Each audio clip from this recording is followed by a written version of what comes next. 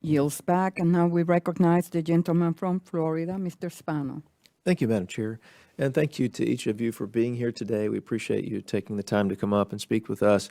I'm sure we probably all have our individual examples. I was just at an event on Saturday, Friday maybe it was, where I had a good friend of mine I've known for a very long time. They own a travel business, and she was just almost, crying about where they were at. They had a trip scheduled to Italy that had been canceled the day before, a trip to D.C. this week that thankfully had not been canceled, but the implications for her and her family were pretty significant. And this is a business where they, the business is them, her and her husband, right? So it really has turned people's lives upside down, which is incredibly unfortunate. But one of the questions that she had for me was that she was concerned about the folks who had booked trips through her company.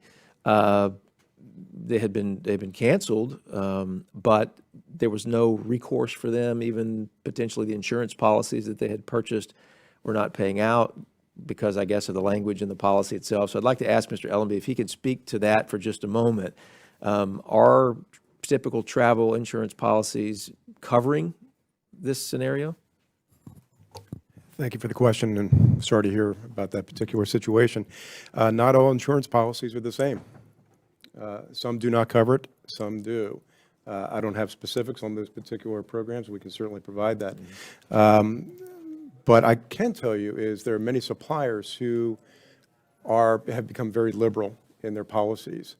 And so working with the suppliers, they've done a very good job in responding to any kind of cancellations, refunds, and working with the travel agent to support the client.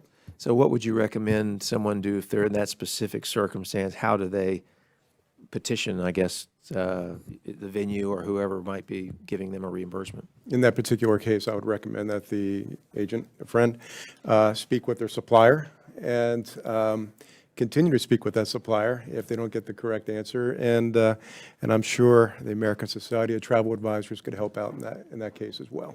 Great, thank you. And you had mentioned in response to a question a moment ago that the only thing that you could really liken this scenario to was the 9/11 tragedy, and it took 3 or 4 months before things even began to move again. So I know it's hard to say because we really don't ultimately know how significant this is all going to play out, but what's your best guesstimate, typically in this type of scenario? Do you think will our agents, let's just say, for example, I'll give you this. Let's say things begin to improve beginning in May or June, people began to feel comfortable booking trips again. Will the travel agencies make up for what they've lost in part? Will people travel more over the summer because they haven't traveled in March and April, or is it just lost opportunity? That's a great question. Thank you for asking that. You like to think there's pent-up demand. Mm-hmm. You can only hope there's pent-up demand, but I think I would say for the most part there is probably lost opportunity. Mm-hmm. There is lost opportunity. I doubt it's going to be made up through the rest of the year. Very doubtful. Yeah.